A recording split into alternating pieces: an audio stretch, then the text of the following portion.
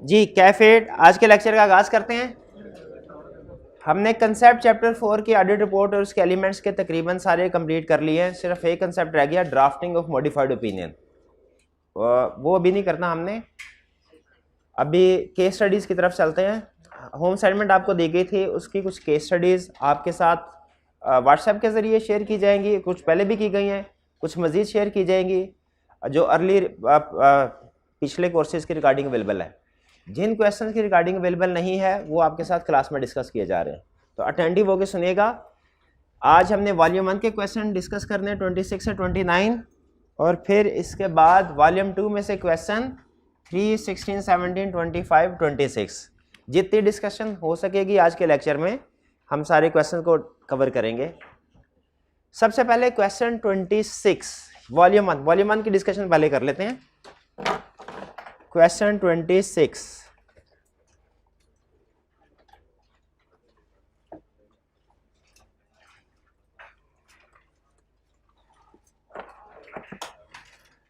कह रहे what is meant by की ऑडिट मैटर। की ऑडिट मैटर की डेफिनेशन क्या? की ऑडिट मैटर की डेफिनेशन 3 अल्फाज मैंने आपसे कहा था डेफिनेशन में लाजमी होने चाहिए, उसके बगैर आपकी डेफिनेशन कंप्लीट नहीं। कम्युनिकेटेड विद दो साबिक ones, most significant, current period. Prior period के मैटर्स पे तो की ऑडिट मैटर नहीं देते हम, नहीं, करंट पीरियड से रिलेटेड। ये 3 अल्फाज आपकी डेफिनेशन में शामिल हो चुके। How auditor determines whether a matter is a key audit matter or not. Auditor कैसे डिसाइड करता है मैटर को की ऑडिट? कुछ फैक्टर्स को कंसीडर करते हुए, और ये फैक्टर्स मुझे बताएंगे ये भाई। बताइए क्या फैक्टर्स हैं?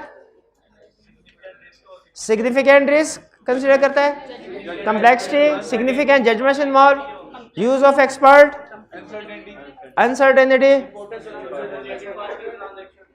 ठीक है, नहीं ये अच्छा ठीक है। एक था फैक्टर्स कौन से कंसीडर करने, एक थे एग्जाम्पल्स। दोनों को मिक्स नहीं करना। यहाँ पे फैक्टर्स लिखने हैं, एग्जाम्पल्स तो हमने खुद सर्च करके बनाई हुई है ना, कि एग्जाम में अगर इनमें से कोई केस आ गया तो हम उसे क्या कहेंगे, ये की ऑडिट मैटर है। ठीक है। रिलेटेड पार्टी ट्रांजैक्शन सिग्निफिकेंट हैं, डायरेक्टर्स को कम्युनिकेट की हैं, लेकिन एडिक्वेटली काउंट फॉर और डिस्क्लोज हो चुकी है। की ऑडिट मैटर आएगा कि नहीं आएगा? आएगा।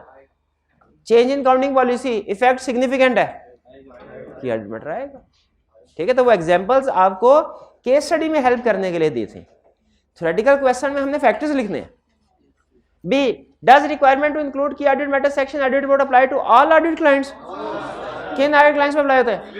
लिस्टेड के लिए रिक्वायर्ड है, और अनलिस्टेड के लिए ऑप्शन है। ऑडिटर की जजमेंट पे छोड़ दिया। अगर ऑडिटर जज करता है कि जरूरी है तो की ऑडिट मैटर इंक्लूड कर सकता है। जैसे नॉर्मली किस तरह के अनलिस्टेड क्लाइंट में ऑडिटर जरूरी समझता है की ऑडिट, जिनमें जो पब्लिक इंटरेस्ट एंटिटीज होती हैं, जिनमें पब्लिक इंटरेस्ट इन्वॉल्व होता है, जैसे इंश्योरेंस कंपनीज, जैसे बैंक्स। हालांकि ये वैसे भी नॉर्मली भी लिस्टेड ही होती हैं, लेकिन अगर अनलिस्टेड है फिर भी इनकी ऑडिट रिपोर्ट में की ऑडिट मैटर। जैसे चैरिटी ऑर्गेनाइजेशंस, ये लिस्टेड नहीं होती नॉर्मली। जैसे म्यूचुअल फंड्स, तो इनमें पब्लिक इंटरेस्ट इन्वॉल्व है, अगर जनरल पब्लिक का इंटरेस्ट इन्वॉल्व है तो लिस्टेड नहीं भी है कि ऑडिट मैटर इंक्लूड किया जाएगा। वरना नॉर्मल रूल क्या है, लिस्टेड कंपनीज के केस में की ऑडिट मैटर इंक्लूड किया जाता है, अनलिस्टेड में इंक्लूड नहीं किया जाता। ऑप्शन ऑडिटर की जजमेंट पे छोड़ दिया। हाँ याद आया, एक केस ऐसा भी था जिसमें लिस्टेड में की ऑडिट मैटर सेक्शन नहीं आता। Disclaimer opinion. मेरा सर ये पार्ट वाले सर जी जी, मैंने पूछा था जो उसने टर्मिन करने का कागज उसमें इनको नहीं लिखे। जी बिल्कुल, वो वही मैटर है, वही मैटर है। देखिए डिटरमिन करने में भी वही है, दो चाबी गवर्नेंस को कम्युनिकेट करना है और मोस्ट सिग्निफिकेंट होने चाहिए, वही पॉइंट है। यहाँ पे भी वही पॉइंट लिख रहा है। अच्छा next, what information included in key audit matter section for audit report. एक मिनट है रे, अच्छा गौर से देख के बताइए, गौर से देख के बताइए, क्या वो की ऑडिट मैटर सेक्शन में पूछ रहा है, क्या इंफॉर्मेशन आएगी कि की ऑडिट मैटर में पूछ रहा है? सेक्शन में, यानी की ऑडिट मैटर और की ऑडिट मैटर सेक्शन में फर्क है। क्या फर्क है? सेक्शन पूरा पैराग्राफ, उसके अंदर मल्टीपल की ऑडिट मैटर इंक्लूड हो सकते हैं। तो सेक्शन पूछ रहा है सबसे पहले मेन हेडिंग, मेन हेडिंग के नीचे उसकी definition, introductory language, introductory para आता है, याद है इंट्रोडक्टरी पैरा आता है। मेन हेडिंग के नीचे यूजर को बताने के लिए कि कीवर्ड मैटर होता क्या है, और फिर उसके बाद सब हेडिंग इंडिविजुअल कीवर्ड मैटर की, और सब हेडिंग के अंदर 3 चीजें आती हैं। कौन कौन सी 3 चीजें आती हैं सब हेडिंग के अंदर? कौन कौन सी 3 चीजें आती हैं? Word, why, how. Word, why, हाँ, ये वर्ड का मतलब क्या है? मैटर बताओ है कौन सा है जो जिसे आप कह रहे हो कीवर्ड मैटर है? व्हाई, क्यों डिसाइड किया आपने कि ये कीवर्ड मैटर है? हाउ, एड्रेस कैसे किया? हाउ में 3 चीजें थी, प्रोसीजर, ऑब्जर्वेशन, आउटकम। लेकिन प्रैक्टिस क्या है? प्रोसीजर लिखे जाते हैं। क्लियर है? अच्छा, वर्ड क्यों आएगा जब केस से ड्राफ्टिंग कर रहे होंगे? एग्जाम में बैठ के आईकैप ये कहेगा रिलेटेड पार्टीज के ऊपर की ऑडिट मैटर डिसाइड किया आपने देना है, तो वो ड्राफ्ट करके दिखाओ, ड्राफ्ट करके दिखाओ। हम जब ड्राफ्टिंग कर रहे होंगे तो फॉर्मेट क्या होगा? दरमियान में लगाएंगे लाइन, लेफ्ट साइड पे क्या लिखना है 3 में से? वर्ड और वाई, ऊपर वर्ड नीचे वाई, और राइट साइड पे हाउ में तो आएंगे प्रोसीजर्स, जो आप अपनी जजमेंट की बेस पे भी और जो हम चैप्टर 10 में पढ़ेंगे उसकी बेस पे भी डिसाइड करेंगे। है इक्का दुक्का प्रोसीजर अभी भी आप बता देते होते हैं। आपसे कोई मैं सिचुएशन अजीबो गरीब से पूछूं ना तो इक्का दुक्का प्रोसीजर आप बता देते होते हैं ना। डेटर्स लिटिगेशन में क्या प्रोसीजर होंगे? बैंकरप्सी ऑफ डेटर, आग लग गई, क्या प्रोसीजर बता देते होते हैं ना।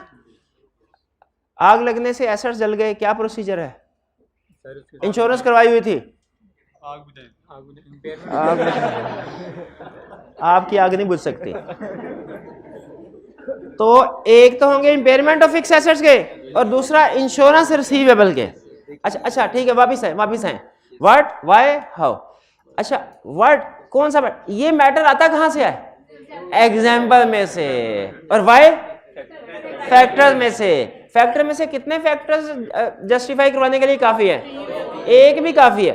फैक्टर एक भी काफी है, 2 लिख दे तो अच्छा है, ज्यादा नहीं लिखना है। ये नहीं कहना कि सारे फैक्टर लिख दो, कोई ना कोई तो रेलिवेंट होगा, नहीं।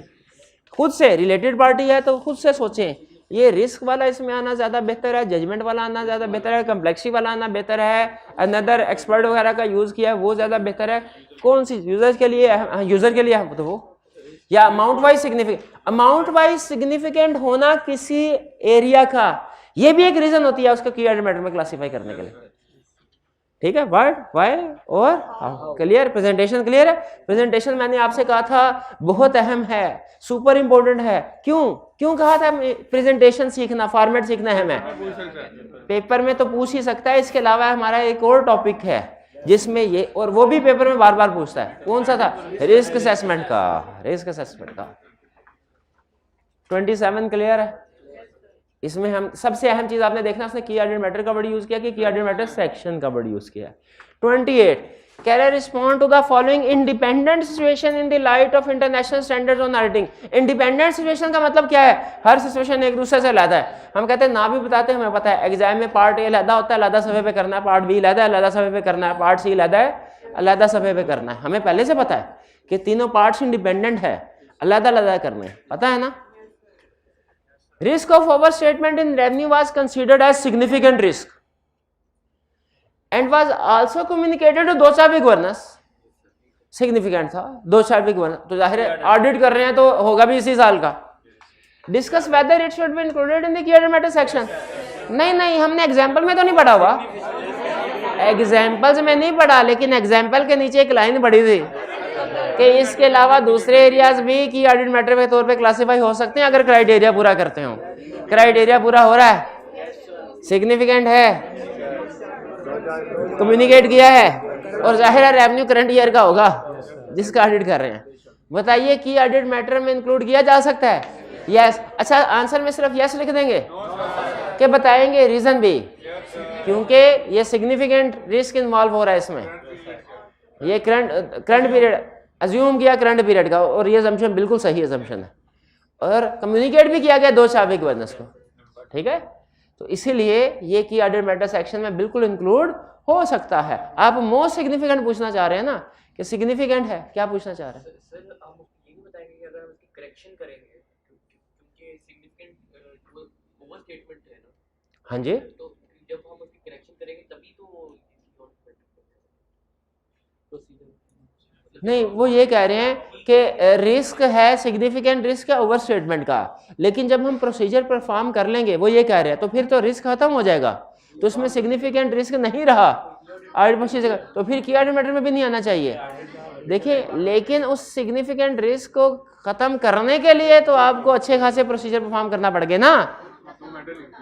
वो हम अपना काम ही तो बता रहे हैं इसमें कि कहाँ पे काम हमें ज्यादा करना पड़ा। सर जब हम काम कर लेंगे तभी हम बताएंगे ना कि की ऑडिट मैटर था। मैं बिल्कुल, जब हम काम कर लेंगे तो तभी डिसाइड होगा कि की ऑडिट मैटर था। बिल्कुल, स्टार्ट में हमारी इनिशियल असेसमेंट हो जाती है, लेकिन कंफर्म एंड पे होता है एट द एंड कि कौन सा असल में की ऑडिट मैटर था। बिल्कुल कंफर्म एंड में ही होता है, लेकिन नॉर्मली हमारी असेसमेंट के मुताबिक ही रिजल्ट होता है। बाज़ औक़ात ऐसा होता है स्टार्ट में आपने समझा हो कि ऑडिट मैटर होगा, एंड में पता चलता है नहीं था, या स्टार्ट में समझते हैं कि एक एरिया की ऑडिट मैटर नहीं होगा, वो जब एरिया खुलता है उसके अंदर मसले मसाइल निकलते हैं, फिर आपको पता चलता है वो इसमें तो बड़ी तबाही फेरी हुई है, तो आप उसको बाद में हो सकता है एंड पे इस कंक्लूजन पे पहुंचे कि वो की ऑडिट मैटर है। तो असेसमेंट स्टार्ट में कर लेते हैं, बाद में जो चेंज भी हो सकती है। ये part clear. Part B, no such matter arouse during audit which needs to be reported as key audit matter. कह रहा कोई ऐसा मैटर था ही नहीं जो की ऑडिट मैटर के तौर पे प्रेजेंट किया जाता। Discuss whether the item still needs to include key audit matter section in audit report. Key audit matter section अभी भी की ऑडिट मैटर नहीं है, की ऑडिट मैटर सेक्शन अभी भी आएगा, तो क्या आएगा, खाली जगह छोड़ देंगे क्या? उसमें क्या लिखेंगे कि there was no matter, we determined no matter as key audit matter to be communicated. ठीक है, नेक्स्ट पार्ट सी। तो इसमें हम इस कंक्लूजन पे पहुंचे कि की ऑडिट मैटर नहीं भी है अगर, फिर भी की ऑडिट मैटर सेक्शन इंक्लूड करना है। Part C, a qualified opinion has been expressed, details of qualification are also mentioned in the key audit matter section, is it appropriate to do so?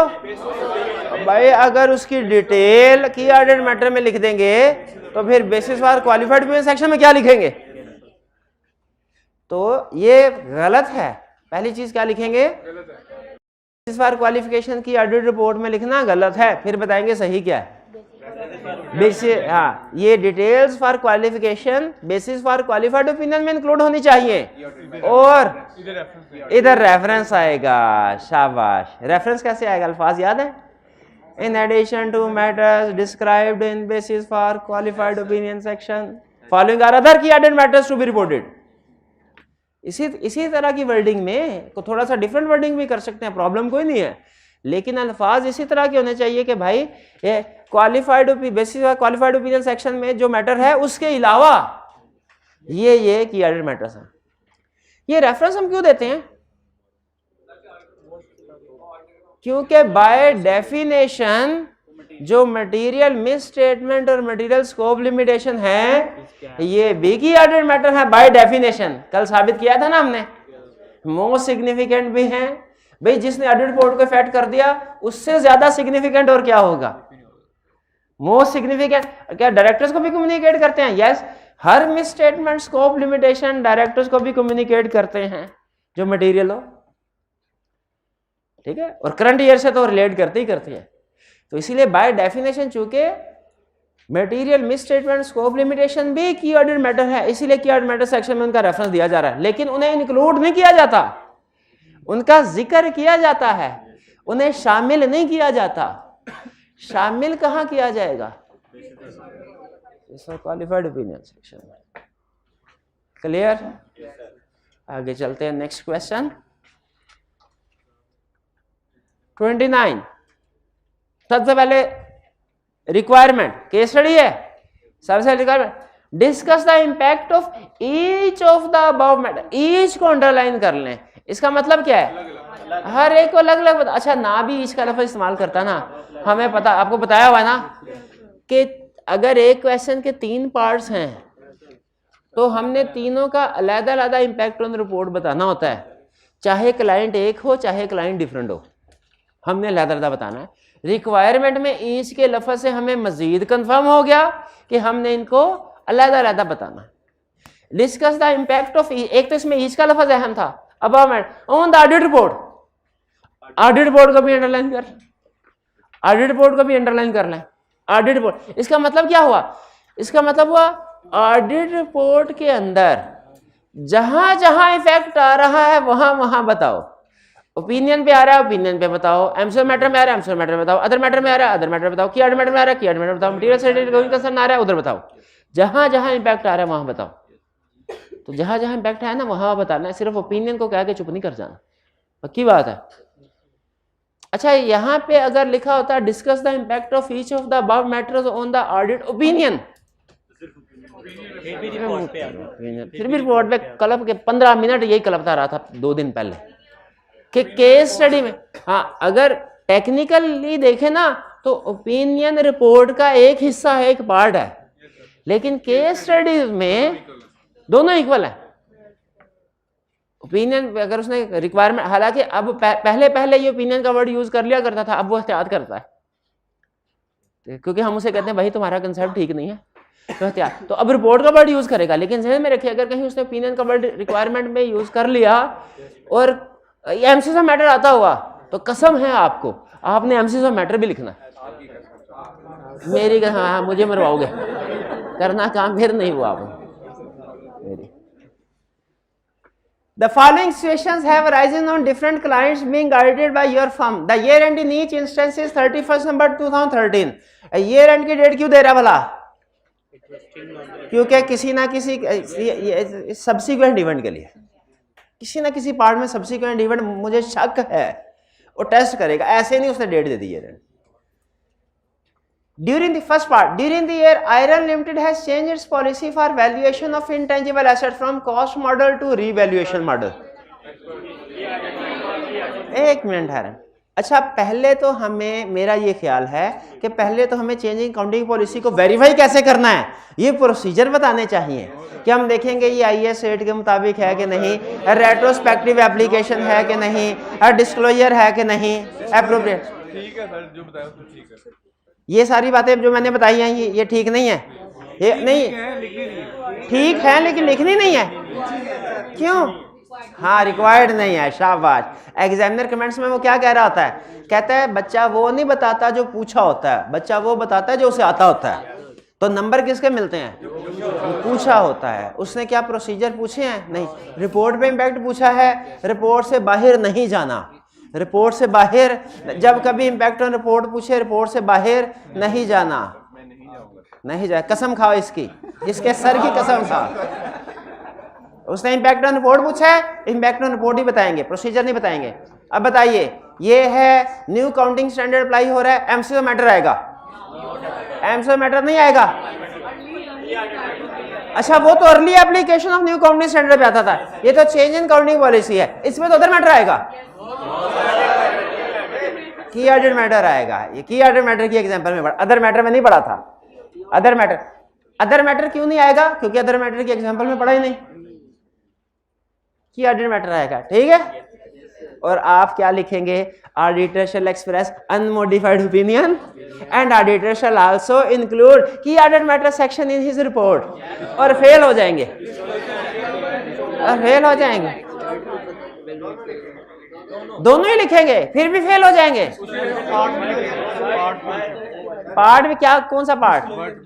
हाँ, व्हाट वाई, वो भी लिखना है, वो भी लिखना है कि की ऑडिट मैटर में बताएंगे कि हमने इसे क्यों कंसीडर किया, व्हाट वाई और हाउ वाले 3 बातें। एमसीओ मैटर में भी यही सूल बताया था ना, ये इजी मार्क्स होते हैं। एग्जामिनर कहता है वो स्टूडेंट सिर्फ पैराग्राफ को इशारा कर देता है, कंसेप्ट खोल के एक्सप्लेन नहीं करता। क्लास में हालांकि एक एक लफ्ज के साथ बताया होता है, एक्सप्लेन किया होता है हमने, उधर जाके आप सिर्फ कहते हैं अक्लमंद को इशारा काफी है। एग्जामिनर कहता है मैं अक्लमंद कहाँ है, इतना अक्लमंद होता है यहाँ क्या मैं एग्जामिनर लगा होता है, सारे स्टूडेंट्स की गालियां खा रहा होता। कहता है नहीं अक्लमंद नहीं हूं मैं। एग्जामिनर अक्लमंद नहीं है तो हमें क्या करना है? इशारा नहीं करना, उस पूरा कंसेप्ट बताना। की ऑडिट मैटर में भी याद रखिएगा, एमसीओ मैटर में भी, अदर मैटर में भी। शाबाश शाबाश, गोइंग कंसर्न वाला बेहतरीन, गोइंग कंसर्न में भी। आगे चलते हैं, next. Due to fire in the record room of titanium. भाई 1 में कोई प्रॉब्लम तो नहीं है? 3 में पहुंच के किसी ने 1 पे मुझे रिवर्स कर लगाया ना, मैं इसको छोड़ना नहीं है, पहले बता रहा हूं। अभी कोई इशू है तो पूछ ले। सेकंड, अभी सही समझा दो क्या मतलब? अभी सही नहीं समझाया, जो समझाया मैंने सही नहीं था। Due to fire in the record room of Titania Limited, all the records and backup related to fixed assets, trade debtors and stocks, fixed assets, trade debtors and stocks, fixed assets, trade debtors, stock। अच्छा दो होती तो फिर भी pervasive, शाबाश। Were destroyed and you are unable to perform audit procedure for verification of the balance। Scope limitation है, एक minute तरतीब से चलेंगे, तरतीब से। पहले ठहर जाओ, पहले तो ये साबित कर लें स्कोप लिमिटेशन है भी कि नहीं। क्या अल्टरनेटिव प्रोसीजर स्कॉट गार्ड चल गया की वाली बात लिखनी है सोल्यूशन में कि अगर अल्टरनेटिव प्रोसीजर से एविडेंस नहीं मिला तो फिर स्कोप लिमिटेशन होगी, ये नहीं लिखनी। हाँ, उसने क्वेश्चन में बता दिया कि अल्टरनेटिव प्रोसीजर भी फारग हो गए हैं। कहाँ बताया? ये इसमें प्रोसीजर बैकअप से भी बैकअप रिकॉर्ड भी चल गया ना, वरना बैकअप से हम एविडेंस ले। स्कोप लिमिटेशन है एग्रीड।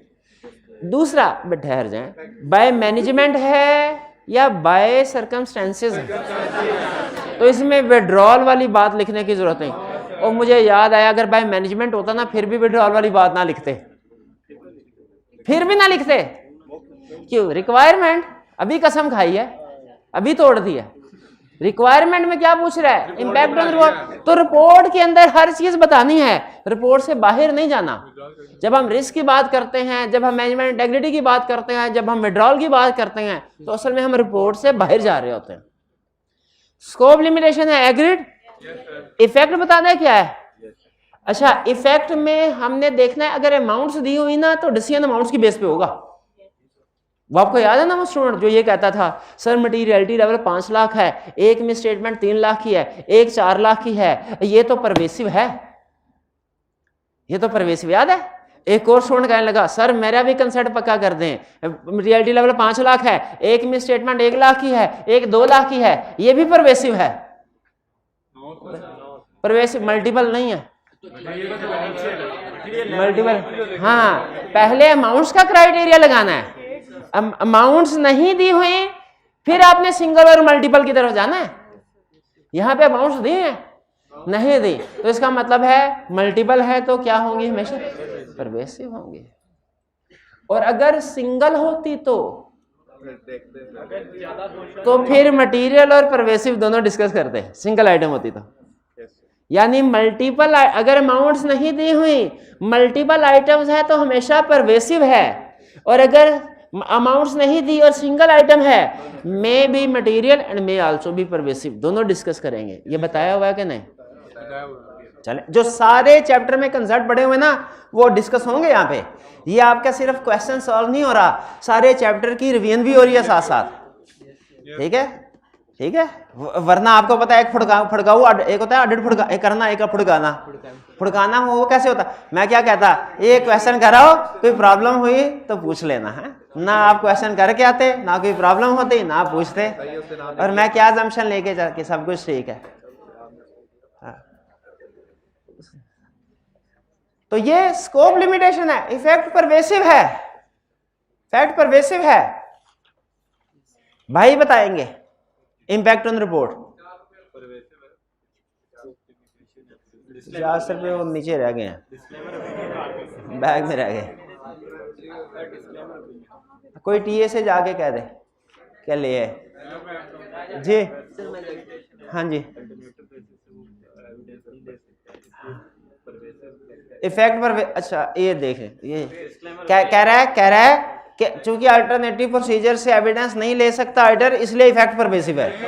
ये कौन सिखा गया कि इसलिए इफेक्ट परवेसिव होता है? वो मल्टीपल एरियाज पे है, not confined to single element है, इसलिए परवेसिव है। चलो आगे चलो। Effect on report. Auditor shall express disclaimer of opinion. बताइए पास के फेल? फेल। कंसेप्ट आता है फिर भी फेल, कंसेप्ट आता है फिर भी फेल, क्योंकि उस वक्त ध्यान नहीं था लेक्चर में। आप बताइए impact on report. Auditor shall express disclaimer of opinion on financial statements. Auditor shall also explain nature of scope limitation in basis disclaimer of opinion section. ये किसने लिखना था? Basis for opinion section report में नहीं होता क्या? उसका effect impact on report नहीं है क्या? तो लिखना मेरे भाई। इजी नंबर क्यों छोड़ देते हो? इजी अच्छा मुश्किल वाला कर लिया, डिस्क्लेमर ओपिनियन डिसाइड करना। वो जो स्टैंडर्ड लाइन होती है हर जगह फिट हो जाती है, वो नहीं बताई, वो नहीं, कोई बात नहीं, आइंदा से बताइएगा, कोई बात नहीं, ठीक है। क्लास में गलती करना बेहतर है एग्जाम में गलती करने से। लाइन दोबारा, अगर आप केस स्टडी असाइनमेंट करेंगे उसमें आपको सोल्यूशन के एंड पे जगह जगह ये लाइन मिल जाएगी। एक और line, proper books of account, ये क्या होता है? ये तो हमने पढ़ा ही नहीं हुआ। चलें लगे हाथों ये भी डिस्कस कर लेते हैं, फिर लगे हाथों ये भी डिस्कस कर लेते हैं। स्टैंडर्ड ये कहते हैं, इंटरनेशनल स्टैंडर्ड्स, कि आपने ओपिनियन देना रिपोर्ट में फाइनेंशियल स्टेटमेंट्स के ऊपर। लेकिन आईफैक जिसने आईएसएस बनाया उसको ये भी पता था कि लोकल लॉज कुछ एडिशनल चीजें भी ऑडिटर की जिम्मेदारी में लगा सकते हैं। तो मुझे बताइए, इंटरनेशनल स्टैंडर्ड्स में एक जिम्मेदारी है, लोकल लॉज कहते हैं 4 और जिम्मेदारियां हैं। पाकिस्तान में हमने एक जिम्मेदारी पूरी करनी है कि 4 दूसरी भी करनी है? एससीसीबी ने कह दिया तो करना तो पड़ेगा। तो वो जो other legal and regulatory requirements है ना, रिपोर्ट के अंदर एक सेक्शन है, पढ़ा है? वो जो आपको रिपोर्ट का फॉर्मेट दिया था प्रैक्टिकल ऑडिट रिपोर्ट का, वो आपके पास, उसको निकाल के देखे जरा। उसमें जो अदर रेगुलेटरी रिक्वायरमेंट्स हैं उनमें 4 चीजें और भी हैं। वो कौन कौन सी चीजें हैं? हाँ, के बुक्स ऑफ अकाउंट्स, इन्वेस्टमेंट, ज़कात, ठीक है, ज़कात, ये 4 ओपिनियन हैं। इसका मतलब है पाकिस्तान में ऑडिटर ने ओपिनियन ऑन फाइनेंशियल स्टेटमेंट के साथ साथ 4 और मैटर्स पे भी ओपिनियन देना है। 4 और मैटर्स पे भी ओपिनियन देना है। वो 4 और मैटर्स कौन कौन से हैं? वो अगर आपके पास रिपोर्ट नहीं है तो परेशान ना होइए, रिपोर्ट नहीं है तो परेशान ना होइए, बुक में वो लिखे हुए हैं पेज 37 पे। इन पाकिस्तान बॉक्स बना हुआ ना, other reporting responsibilities required by companies act. In Pakistan statutory auditor reports on following other legal and regulatory requirements. इस पे भी ओपिनियन देना है। किस पे? Whether proper books of accounts have been kept as required by companies act. ठीक है, इस पे भी ओपिनियन कि प्रॉपर बुक्स ऑफ अकाउंट। अच्छा, बुक्स ऑफ अकाउंट्स और फाइनेंशियल स्टेटमेंट में फर्क पता है आपको? बुक्स ऑफ अकाउंट्स और फाइनेंशियल स्टेटमेंट में फर्क पता है आपको? हो ही नहीं सकता कि मैंने बताया हो और आपको याद हो अभी तक। क्या फर्क है? जर्नल लेजर ट्रायल ये बुक्स ऑफ अकाउंट्स है, इनकम स्टेटमेंट बैलेंस शीट वाला ये फाइनेंशियल स्टेटमेंट्स है। हम ओपिनियन फाइनेंशियल स्टेटमेंट्स पे देते हैं। लॉ कहता है ये भी बताओ उन्होंने प्रॉपर बुक्स ऑफ अकाउंट्स भी मेंटेन की थी कि नहीं। ये तो नहीं, जर्नल लेजर है ही नहीं और उसके बगैर इनकम स्टेटमेंट बैलेंस शीट बना दी। एक केस स्टडी में उसने कहा कैश बुक बनाई नहीं, इनकम स्टेटमेंट बैलेंस शीट बना दी। हमने कहा कैश बुक नहीं बनाई तो कैश बैलेंस, बैंक बैलेंस कहां से आ गया है? अच्छा, फाइनेंशियल स्टेटमेंट, उन्होंने कहा वो तो बैंक स्टेटमेंट से आ गया, कैश बुक नहीं बनाई लेकिन बैंक स्टेटमेंट।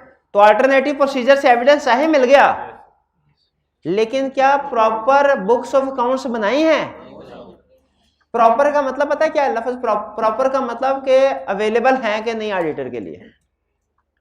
इस वक्त मैनेजमेंट के पास बुक्स ऑफ अकाउंट्स अवेलेबल हैं कि proper books of accounts have been kept में लफ्ज प्रॉपर से मुराद ये नहीं है कि ठीक है कि गलत, ये नहीं है। प्रॉपर से मुराद क्या है? मौजूद है कि नहीं, मौजूद है कि नहीं। अच्छा, इंपैक्ट ऑन रिपोर्ट, क्वेश्चन से क्वेश्चन निकलता है, जेल में क्वेश्चन आया, उसने कहा आग लगी, सारी books of accounts, accounting record सारा जल गया, सारी बुक्स ऑफ अकाउंट्स जल गई, अकाउंटिंग रिकॉर्ड में बुक्स ऑफ अकाउंट भी शामिल होते हैं, सारा कुछ जल गया, लेकिन अल्टरनेटिव प्रोसीजर से एविडेंस ले लिया। स्कोप लिमिटेशन नहीं है, ओपिनियन अनमोडिफाइड होगा। ये जो additional opinion required by law है 4, इन पे कोई फर्क पड़ेगा? क्या फर्क पड़ेगा? हमने proper books of accounts have not been kept by the company. Management कहेगी सर केप्ट थे, जल गए तो क्या करें? केप्ट तो थे। हम कहेंगे भाई अगर प्रॉपर केप्ट होते तो जलते ना, आपने संभाल के रखे होते, कोई सिक्योरिटी का इंतजाम किया, हमें कैसे पता? हमें तो नहीं ना पता कि थे कि नहीं थे, मैनेजमेंट कह रही है। तो अगर याद रखे कहीं पे भी वो कह दे कि जी बुक्स ऑफ अकाउंट्स हमारे क्लाइंट ने मेंटेन नहीं किए, ठीक है, तो ये मे भी स्कोप लिमिटेशन हो, मे भी ना हो। अगर क्लाइंट के पास बुक्स ऑफ अकाउंट्स नहीं, मे भी स्कोप लिमिटेशन हो, मे भी ना हो। क्यों ना हो? अल्टरनेटिव प्रोसीजर से हो सकता है एविडेंस मिल जाए। लेकिन हमने जो other opinion required by law है उसमें जरूर बता देना क्या कि proper books of accounts have not been kept in respect of this matter. Be clear? इसमें अगर अल्टरनेटिव प्रोसीजर से एविडेंस मिल गया है तो इसमें opinion on financial statements, opinion on financial statements unmodified आएगा। लेकिन जो other opinions required by law है वो चेंज हो जाएगा, उसको हम कहेंगे हैव नॉट बीन केप्ट। ये बुक्स ऑफ अकाउंट्स वाला समझ आ गया? सबसे ज्यादा आई कि आपने बुक्स ऑफ अकाउंट्स वाले क्वेश्चन पूछे होंगे। तो इसका मतलब है हमारी पूरी रिपोर्ट में हम जहां जहां इफेक्ट कंसीडर कर रहे होंगे, एमसीक्यू मैटर, अदर मैटर, वहां पे ये भी देख रहे होंगे अब बुक्स ऑफ अकाउंट्स। और अगला देखते हैं, अगला क्या है? Weather financial statement drawn up in conformity with companies act and in agreement with books of accounts and return. कह रहा है कि आपने जो फॉर्मेट ड्रॉ किया है, ड्रॉन अप का मतलब होता है जो फॉर्मेट आपने ड्रॉ किया है वो कंपनीज एक्ट के मुताबिक है और बुक्स के मुताबिक है। ये नॉर्मली केस स्टडी में ये पॉइंट टेस्ट नहीं करता, इसलिए आप इसको रटा लगा के आगे चल सकते। ड्रॉन अप है, ड्रॉन अप का मतलब क्या होता है?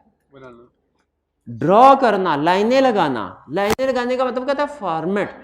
फॉर्मेट आपको पता है फाइनेंशियल स्टेटमेंट बनाने का फॉर्मेट एक IS 1 में लिखा हुआ, IS 1 में है फॉर्मेट, लेकिन हम पाकिस्तान में उसको फॉलो नहीं करते।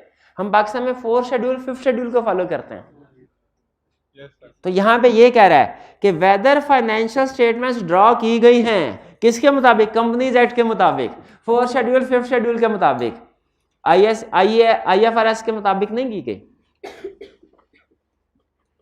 And are in agreement with books of accounts and return, और बुक्स ऑफ अकाउंट के साथ एग्री कर रही है। यानी बुक्स ऑफ अकाउंट्स में ट्रायल बैलेंस में जो सेल्स की फिगर आ रही है, इनकम स्टेटमेंट में भी वही फिगर आ रही है।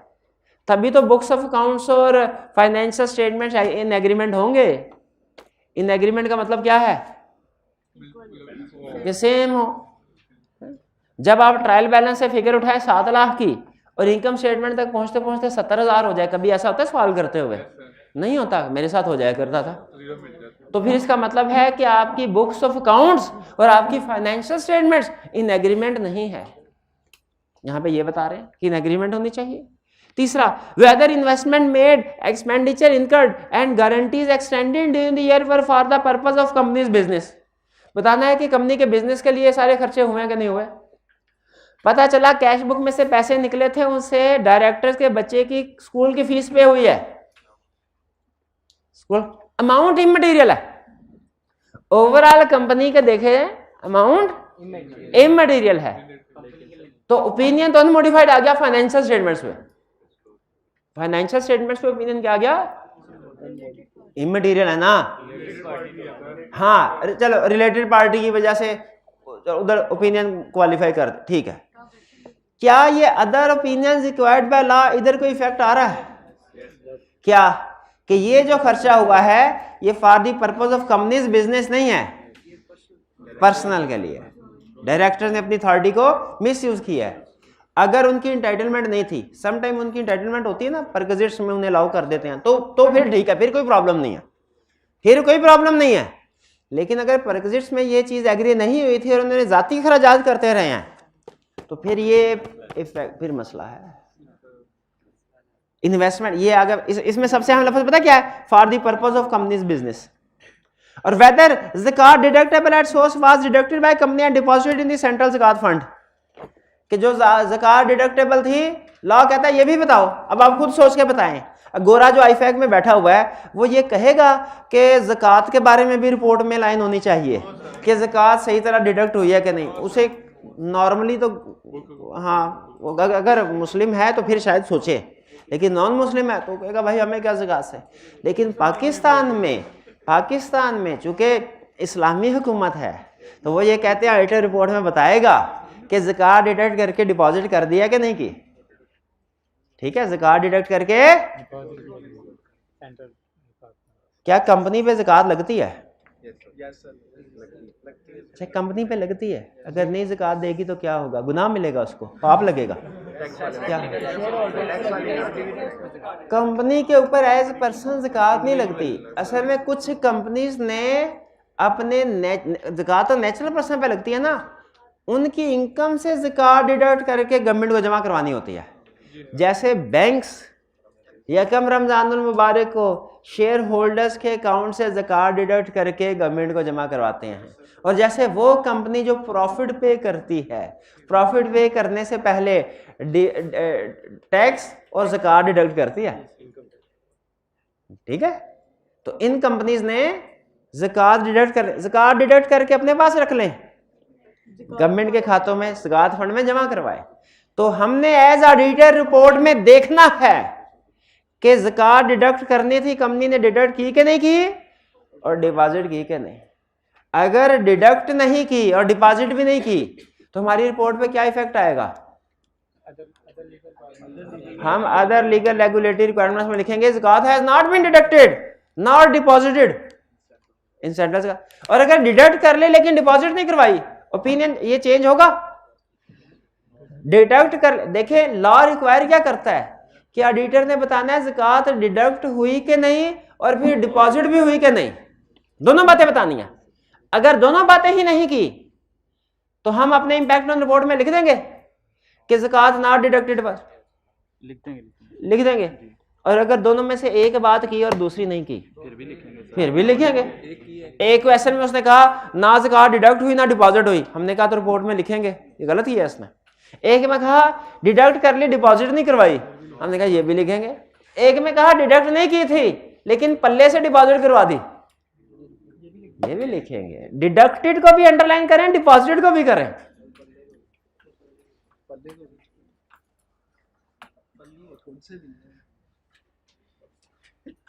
तो इसका मतलब है ये जो चार, इसमें अहम लफ्ज क्या है जिनको अंडरलाइन करना है? पहले वाले में proper books of accounts as required by companies Act, याद रखिएगा कंपनीज एक्ट ने कहा हुआ है प्रॉपर बुक्स ऑफ अकाउंट्स। दूसरे में ड्रॉन अप, तीसरे में purpose of companies business, for purpose of companies business, और जो डिडक्टेबल एंड डिपॉजिटेड, दोनों अल्फाज को अंडरलाइन करें। ठीक है, ये वाले अंडरलाइन वाले अल्फाज, अंडरलाइनिंग क्यों करवाई जाती है भला आपको? ये अंडरलाइन वाले अल्फाज आपके जहन में आ गए ना एग्जाम में, आपका पेपर इंशाल्लाह पास है। ठीक है, बाकी ना भी जहन में अंडरलाइन वाले अल्फाज है, वापिस आते हैं जहां से शुरू हुए थे, जहां से शुरू हुए थे। तो यहां पे मुझे बताइए, यहां पे भाई कह रहे थे कि प्रॉपर बुक्स ऑफ अकाउंट्स, अब जल गई ना सारी, तबाह हो गई, तो साथ में ये हमें लिखना चाहिए कि नहीं कि proper books of accounts have not been kept? क्यों लिखेंगे? मैनेजमेंट कहेगी सर जल तो गए हैं, हमने मेंटेन प्रॉपर ही किए हुए थे लेकिन फायर की वजह से जल गए। हम कहेंगे हमें कैसे पता, हमारे सामने होते तो हमें पता चलता। हाँ जी, सेकंड क्लियर। थर्ड अजीब बात है, अलर्ट है। During the planning stage of Coal Limited, it was noted that the system of internal controls of the company is weak. Weakness in internal control, शाबाश। This aspect was taken into consideration in determining nature, timing and extent of audit procedure. ठीक है, तो जाहिर internal control week हो तो audit procedure पे effect आता है।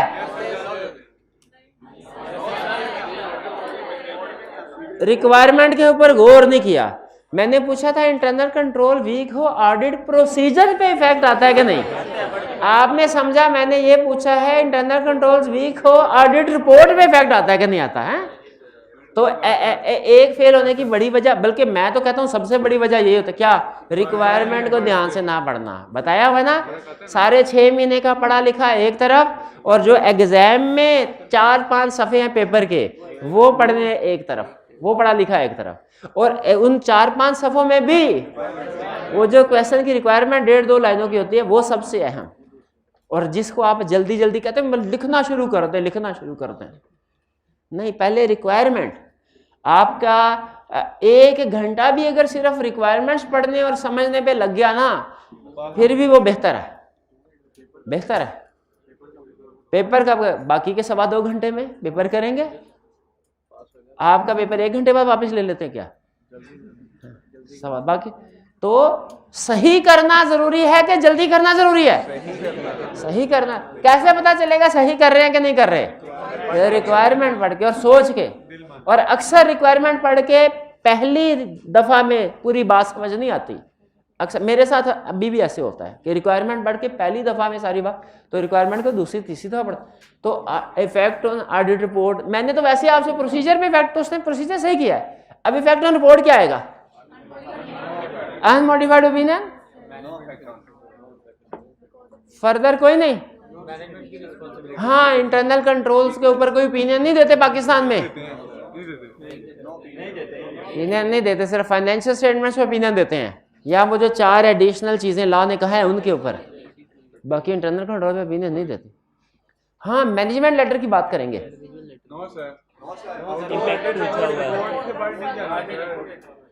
दूसरी अटेम्प्ट में समय लगती है आपको। मैनेजमेंट लेटर की बात नहीं लिखेंगे, क्यों नहीं लिखेंगे? इंपैक्ट ऑन रिपोर्ट पूछा हुआ, रिपोर्ट से बाहर जाने नहीं। जी जी,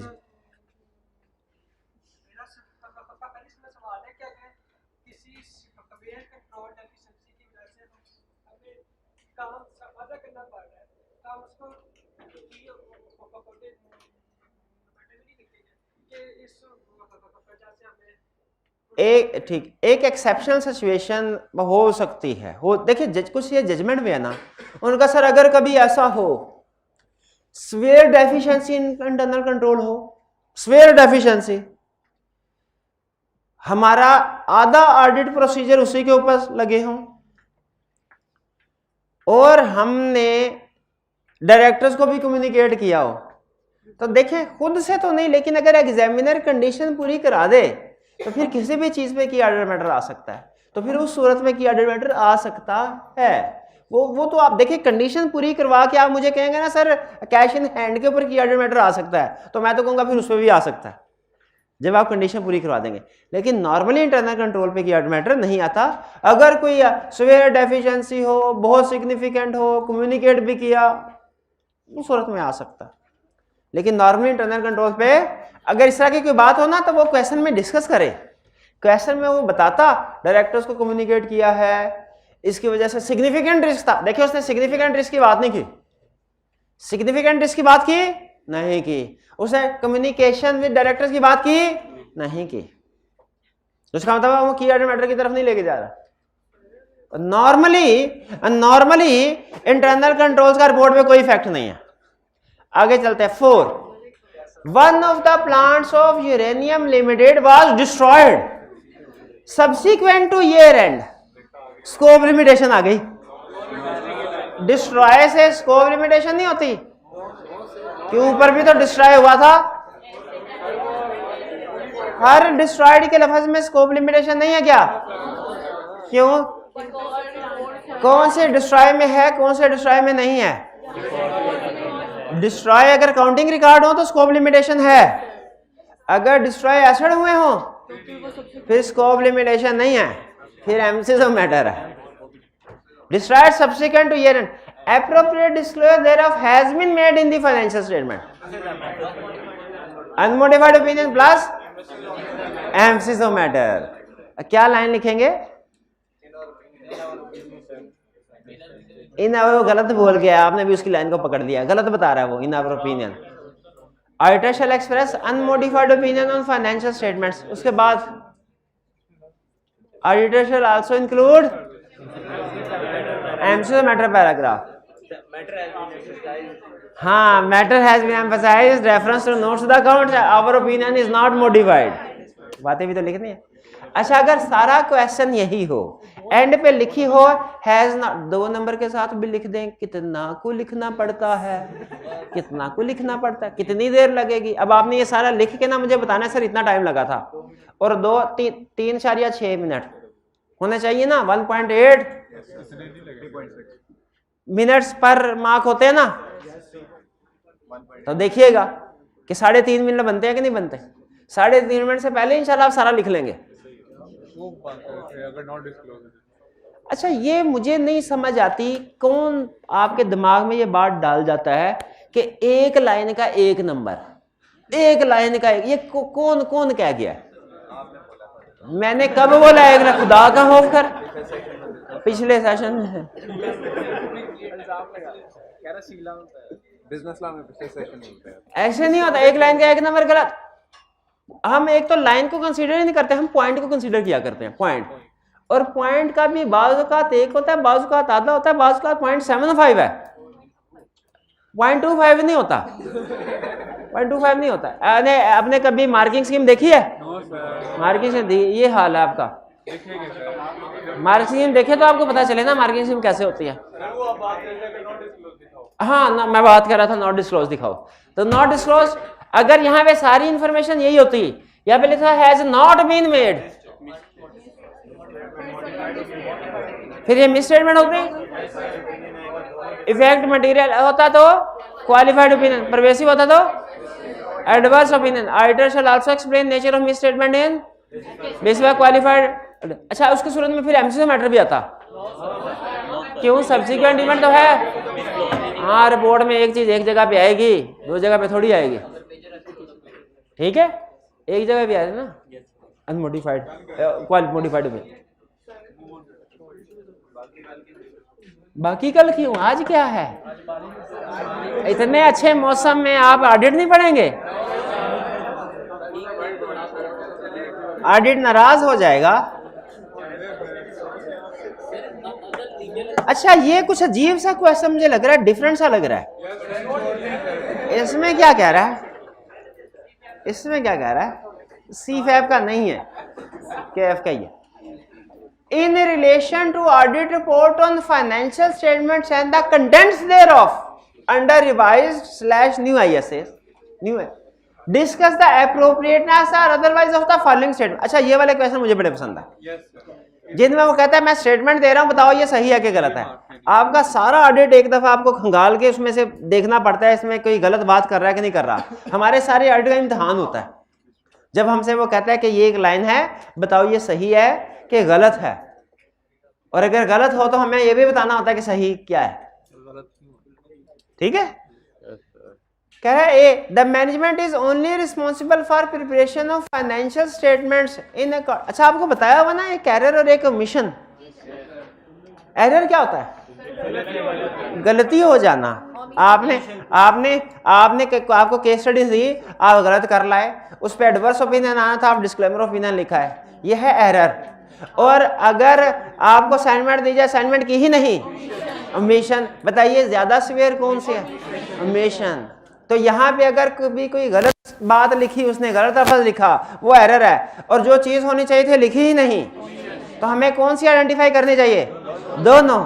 और स्टूडेंट के लिए ज़्यादा मुश्किल कौन सी होती है? ओमिशन। क्योंकि जो चीज़ सामने आ गई गलत है ना, वो फ़ौरन पिक कर लेते हैं, जो चीज़ सामने आई नहीं वो जहन में भी नहीं आती, ठीक है? एग्जाम में तो बिल्कुल ही नहीं आती। तो इसीलिए ओमिशन के ऊपर ज़्यादा ध्यान देना है। कह रहा है management is only responsible for preparation of financial statements in accordance with financial reporting framework and for such internal control as management determines are necessary to enable the preparation of financial statements that are free from material misstatement whether due to fraud और error.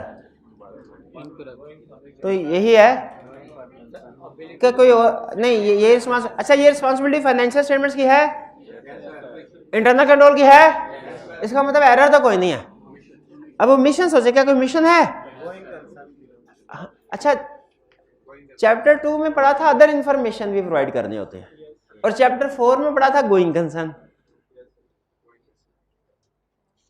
Chapter 2 में management की responsibility में तीसरा point था information provide करने वाला, auditor को information provide करनी है, और चैप्टर 4 ऑडिट रिपोर्ट में पॉइंट था गोइंग। तो यहाँ पे क्या लिखेंगे? गोइंग, क्योंकि उसने कहा है मुझे रिपोर्ट के कंटेक्स्ट में बताओ। तो ऑडिट रिपोर्ट में जो मैनेजमेंट रिस्पॉन्सिबिलिटी सेक्शन है ना, उसमें जो 3 रिस्पॉन्सिबिलिटीज आती हैं, वो एक फाइनेंशियल स्टेटमेंट्स है, और दूसरा इंटरनल कंट्रोल है, तीसरा गोइंग कंसर्न है। गोइंग कंसर्न है।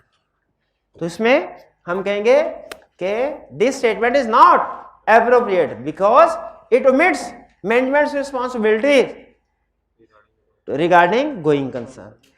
Management is also responsible to assess going concern whether entities going concern assumption is appropriate or not. ये पता चल गया कौन सी बात उसने नहीं लिखी थी, किसको मिट किया, गोइंग कंसर्न को। ये ज़हन में रखिएगा, ऑडिट रिपोर्ट में मैनेजमेंट रिस्पांसिबिलिटी का जो सेक्शन है उसमें गोइंग कंसर्न की बात आती है। याद करवाई थी कि नहीं करवाई थी? रिपोर्ट फॉर्मेट दिया था सारा, और क्या कहा था, इसको ज़बानी रटा लगा लो। क्या कहा था? रटा नहीं लगाना, इसमें हर एक में जो इंफॉर्मेशन डिस्कस हो रही है वो आपको पता नहीं चाहिए डिस्कस क्या क्या हो रहा है, एग्जैक्ट रटा नहीं लगाना। तो गोइंग कंसर्न की बात मैनेजमेंट रिस्पांसिबिलिटी में डिस्कस हुई थी? नहीं हुई थी, पता ही नहीं, पढ़ी नहीं आपने, कंफर्म आपके मुंह पे लिखा नहीं पड़ी हमने।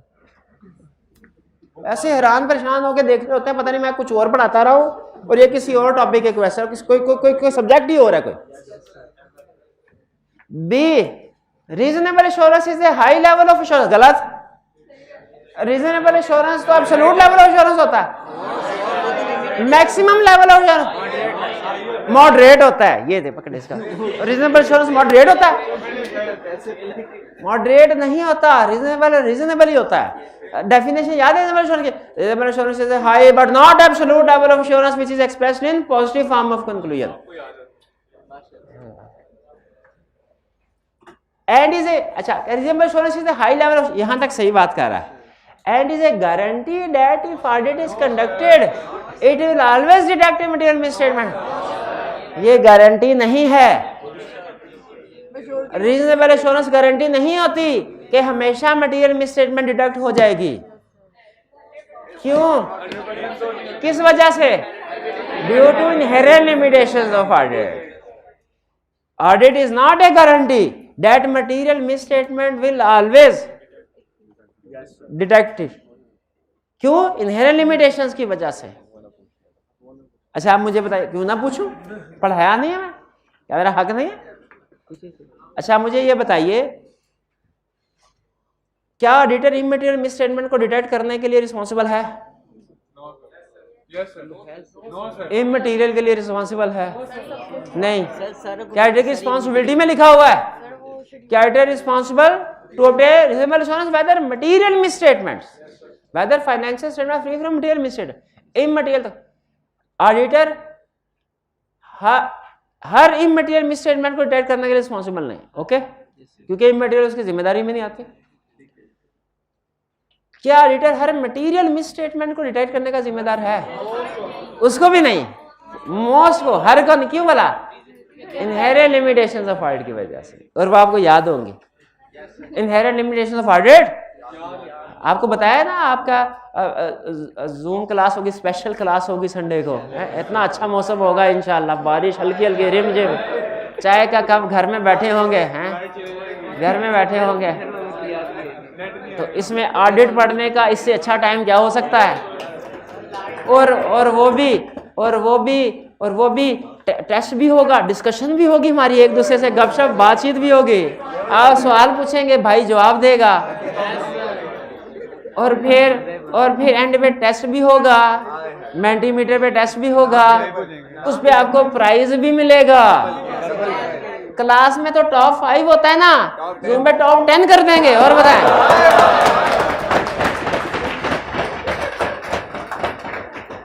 जज्बाती कर दिया आपने।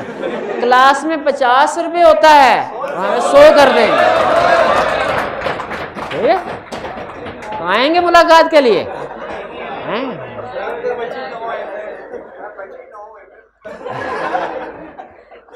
If audit is conducted in accordance with ISA, it will always detect। बच्चे ज्यादा होंगे, 100 रुपीज मटीरियल है आपके लिए। It will always detect material misstatement। नहीं, ये गारंटी नहीं है, गारंटी नहीं है। ठीक है, कि आगे लिखनी है reason, inherent limitation of audit. और अगर एक आधी इनहेरेंट लिमिटेशन भी लिख ही दें, हाँ 3 नंबर लिख दें, तो बेहतरीन आंसर हो जाएगा। C, the auditor obtains an understanding of controls relevant to audit in order to design audit procedure that are appropriate in circumstances. बताइए, ऑडिटर इंटरनल कंट्रोल की अंडरस्टैंडिंग ऑब्टेन करता है? तो इसका मतलब सही लिखा हुआ है। अच्छा, प्रोसीजर्स डिसाइड करने के लिए करता है कि प्रोसीजर कम के ज्यादा, तो उसका मतलब ये बात भी ठीक लिखी है उसने, तो गलत क्या है? And are also for the purpose of accessing opinion on effectiveness of internal control. Internal control पे ओपिनियन आइटर एक्सप्रेस नहीं करता, ये गलत। आइटर का अंडरस्टैंडिंग ऑफ कंट्रोल का मकसद ओपिनियन एक्सप्रेस करना नहीं है, प्रोसीजर परफॉर्म डिसाइड करना है। क्योंकि कंट्रोल्स वीक होंगे प्रोसीजर ज्यादा, कंट्रोल स्ट्रांग होंगे प्रोसीजर कम। गलत कर गया ना बात? क्या गलत बात कर गया? कि हम ओपिनियन एक्सप्रेस करेंगे, कि हम कंट्रोल्स पे ओपिनियन एक्सप्रेस करते हैं। हम हरगिज कंट्रोल पे ओपिनियन पाकिस्तान में तो नहीं करते, शायद किसी दुनिया के और मुल्क में कोई यूएसए वगैरह में करते हो तो करते हैं, पाकिस्तान में नहीं करते। इसके बाद डी कह रहा है description of auditor responsibility for the audit of financial statement should be included with in the body of auditors report. तो ये सही कह रहा है ना? नहीं, तो जो ऑडिटर रिस्पॉन्सिबिलिटी की डिस्क्रिप्शन है वो with in the body of the report नहीं होती। हाँ, लेकिन आपको बताया डिस्कस एलिमेंट्स में, क्योंकि ये रिस्पॉन्सिबिलिटी जो है ना, अगर आप देखें ना तो सबसे बड़ा पैराग्राफ यही होता है, ऑडिटर रिस्पॉन्सिबिलिटी। तो स्टैंडर्ड ने इसके 3 ऑप्शन दी हुई हैं। एक विद इन द बॉडी यानी रिपोर्ट के अंदर लिख दें, दूसरी अपेंडिक्स बना के रिपोर्ट के साथ अटैच कर दें, तीसरा किसी रेगुलेटर की वेबसाइट के ऊपर अगर लिखे हुए हैं तो आप उसको रेफर करते हैं। लेकिन याद रखिए जो दूसरी और तीसरी ऑप्शन एक्सरसाइज करेंगे ना, अपेंडिक्स वाली या के वेबसाइट वाली, तो रिपोर्ट के अंदर सेक्शन फिर भी आएगा लेकिन उसका सिर्फ रेफरेंस आएगा, उसका सिर्फ जिक्र आएगा, उसको शामिल नहीं करना। जैसे की ऑडिट मैटर में क्वालिफाइड ओपिनियन का जिक्र आता है, रेफ डिटेल नहीं आते। उसी तरह अगर आप ऑडिट रिस्पॉन्सिबिलिटी को फैसला करते हैं अपेंडिक्स में लिखना है या वेबसाइट रेगुलेटरी वेबसाइट को रेफर करना है, तो सेक्शन फिर भी रिपोर्ट में आएगा। हाँ, लिखेंगे for auditor's responsibility refer to appendix, refer to website. ठीक है जी? Yes sir. E, the audit report can only be signed in the personal name of auditor. Firm name और बोथ भी था, फर्म का नेम भी हो सकता है, पार्टनर भी हो सकता है, पर्सनल नेम भी हो सकता है। हाँ जी, ठीक है। ये एरिया टू एरिया, पहले पाकिस्तान में रिक्वायरमेंट होती थी सिर्फ फर्म नेम आएगा, अब उन्होंने कहा पार्टनर का नेम भी आएगा। आप अगर रिपोर्ट देखें उसमें देखें सिर्फ फर्म का नाम है कि पार्टनर का नाम, फर्म के साइन भी है तो पार्टनर का नाम भी है। तो स्टैंडर्ड ने कहा कि पर्सनल नेम से भी रिपोर्ट साइन की जा सकती है, फर्म के नाम से भी, बोथ यानी साइन भी कर लें और पर्सनल भी और फर्म का नाम से। F key audit matters are determined from matters communicated with management of the entity and that required management ने 2 साबिक गवर्नेंस। यस, एक गलती तो ये हो गई, मैटर 2 साबिक गवर्नेंस को जो कम्युनिकेट करते हैं वहां से की ऑडिट मैटर निकालते हैं, मैनेजमेंट से नहीं। दूसरा, that required significant auditor attention in performing the audit, कि significant attention that are most significant, बेहतर है मोस्ट सिग्निफिकेंट को आप मेंशन करें। In making that determination, auditor shall take into account the facts on the audit of significant events or transactions that occurred during the current year and prior period. सिर्फ current period, prior period को consider नहीं किया जाता, पक्की बात। चलिए, अच्छा मुझे ये बताइए, एक मैटर पिछले साल की ऑडिट मैटर में इंक्लूड किया था, इस साल भी वो मोस्ट सिग्निफिकेंट, क्या इस साल भी वो की ऑडिट मैटर में आ सकता है? हाँ, अगर इस साल भी वो मोस्ट सिग्निफिकेंट है, इस साल भी कम्युनिकेट किया गया, तो वो इस साल का भी की ऑडिट मैटर हो सकता है, बिल्कुल हो सकता है, बिल्कुल हो सकता है। ठीक है, हाँ भाई, ये क्वेश्चन क्लियर हो गया। अच्छा, जहां पे वो क्वेश्चन है ना ये कि audit report can be signed in personal name और फर्म नेम और बोथ, उसमें लिखा है कि बाज़ औक़ात ऐसा होता है पार्टनर का नाम लिख, रिपोर्ट में पार्टनर का नाम आता है, पाकिस्तान में आता है ना, लिस्टेड कंपनी के लिए रिक्वायर्ड है, आईएसए रिक्वायर करता है लिस्टेड कंपनीज के केस में पार्टनर का नाम है। वो कहता है अगर पार्टनर को जान का खतरा हो, जान का खतरा हो, तो फिर वो रिपोर्ट में अपना नाम ना लिखे। कौन सी? अपनी जान का, अपनी जान का खतरा हो जिस ऑडिटर को, वो रिपोर्ट के अंदर अपना नाम ना लिखे। थ्रेट हो, सिक्योरिटी थ्रेट हो तो रिपोर्ट में नाम ना लिखे। लेकिन करे सिक्योरिटी थ्रेट हो ना, फिर ना लिखे। अगर लीगल थ्रेट हो ना कि मैं रिपोर्ट में साइन तो कर देता हूं लेकिन मैंने इतनी तबाही फेरी है, गड़बड़ की है, कोई प्रोसीजर परफॉर्म नहीं किया हुआ, तो कल को फाइनेंशियल स्टेटमेंट्स में गड़बड़ निकल तो आनी है, तो मेरी आइडेंटिफिकेशन ना हो सके। मैं इस वजह से अब मुझे खतरा है कि कल को जब चीजें सामने आएंगी तो मेरे खिलाफ लोग लीगल केस कर देंगे। अब इस मैंने कहा ये भी तो मेरा सिक्योरिटी थ्रेट है, सिक्योरिटी। तो इस सूरत में क्या मुझे नाम लिखना चाहिए रिपोर्ट में? यस। कहता है लीगल थ्रेट की वजह से कि ओपिनियन सही नहीं दिया आपने, आपको खतरा है कि लोग आपके खिलाफ लीगल केस करेंगे, ये वैलिड रीजन नहीं है। लेकिन अगर पर्सनल सिक्योरिटी थ्रेट है तो उस सूरत में आप नाम को मिट कर सकते हैं, करेंगे, बिल्कुल करेंगे। ठीक है ना? चलिए, अच्छा अब ज्यादा नहीं इस पे सोचना, वो कौन सी सिचुएशन होगी जिस पे ऑर्डर को सिक्योरिटी थ्रेट होंगे, ठीक है, वो हो सकता है। Next question 16